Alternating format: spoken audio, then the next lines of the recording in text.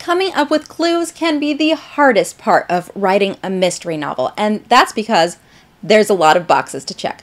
You want your clues to be logical, yes, but you also want them to delight the reader by delivering surprises, chills, and the occasional sucker punch. In this video, we're going to talk about 3 specific types of clues that will not only tie your plot together, they'll make your novel an experience to remember. Our first clue type is called the onion clue.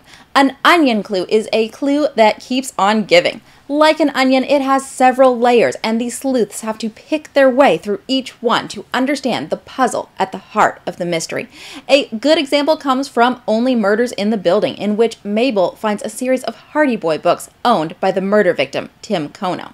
She discovers Tim has been using them to store a mysterious cache of jewelry, and that's the first layer of the onion. The next layer comes when she realizes that one of the book's titles provides a clue to Tim's future plans, and this gives her the next lead she'll have to follow up to uncover his killer. Another example comes from an episode of Remington Steele, in which the characters find a scrap of paper bearing the name Marla Rakubian. That's layer 1. Layer 2 gets unveiled when they realize that the name on the paper isn't the name of a woman, it's the name of a boat.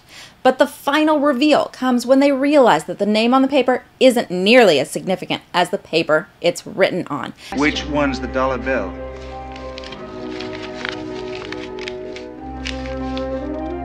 Well, unless they're different denominations, they both are. This paper is the same grade of paper used by the United States Mint, and it is the clue that unmasks a counterfeiting operation. Our next clue type is the cover-up clue. A cover-up clue is something that the villain deliberately threw in the path of the police as part of his cover-up, that is, his strategy for getting away with murder.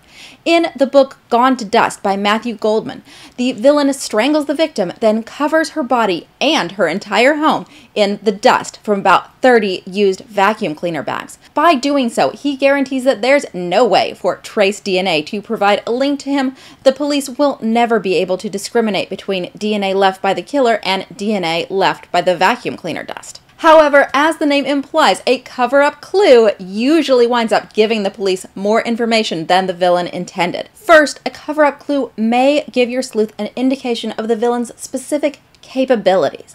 It's not just anyone who can get their hands on 30 used vacuum cleaner bags. So, is this villain a professional maid? A vacuum repairman? The owner of a hotel? Whoever he is, he has the unusual ability to get his hands on a whole lot of dust, and that narrows the field of suspects considerably. Secondly, the cover-up clue can provide a clue to the villain's specific fears. This villain fears that DNA will be the thing to convict him. This is the one clue that he takes great pains to obscure. If he's so scared of DNA evidence, this might indicate that he has a familial relationship with the victim, or perhaps that his DNA is already on file in one of the databases available to law enforcement. Lastly, there may be parts of your villain's cover-up clue that provide a link to his identity. In Gone to Dust, the sleuth was eventually able to match a specific carpet fiber that turns up in a lot of the dust to the carpet in an office park owned by one of the suspects. The villain was so focused on the clue he was trying to obscure, he didn't think about all of the properties of the clue he was leaving behind. There's also a great use of a cover-up clue in the 2nd season of Dexter. Dexter is a serial killer who has been dumping bodies off the coast of Florida for years. In season 2, several of these bodies are found, and a massive manhunt begins to unmask Dexter, known to the press as the Bay Harbor Butcher.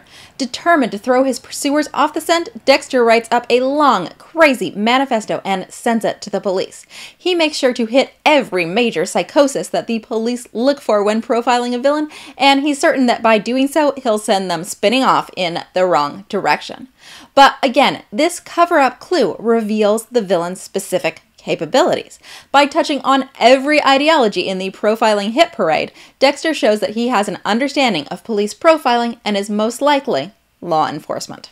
I hope this video is giving you lots of great ideas, and if it is, hitting the like button would be awesome. That would be much appreciated. But what I really want to tell you is that if you're watching this video on the weekend that it releases, then you are in time to join me for a free 1-hour Zoom workshop live on Monday, August 1st at 5 p.m. EST. I will be sharing a full blueprint for how to plot your first mystery novel. This is the same structure that I use in my 8-week course, Simple Mystery, and I will be sharing a few of the special techniques in Simple Mystery as well. It's going to be a great time. We're going to be talking live, I'll be answering questions, and if you want to join me, just scroll on down to the links below.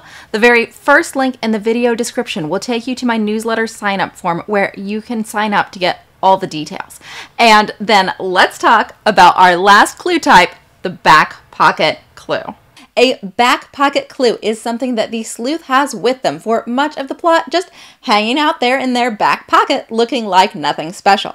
At the end of the plot, they'll realize that this item in their back pocket is actually the crucial clue they need to tie everything together. In Who Framed Roger Rabbit, the plot deals not only with figuring out who killed cartoon studio head R.K. Maroon, but also with finding out what happened to his will, which is mysteriously missing.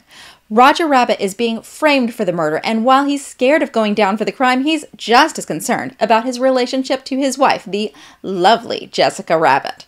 He writes her a love letter using a piece of blank paper that he found in her dressing room, which just happens to be one of the last locations in which Maroon was seen alive.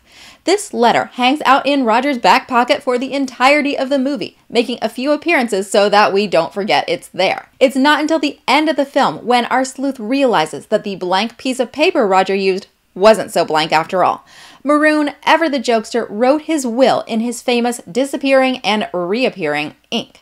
Roger's letter is actually written on the missing will, which bequeaths Toontown to the Toons and ties everything up nicely. Clues like this don't just solve a mystery, they make it into something memorable. If you want to create some fantastic clues, you might want to check out this video next. It is my most viewed video for a reason. We talked about different clue types like testimony, tangible evidence, and revealing knowledge, and we discussed a super simple way to plan the clues you'll need for your book.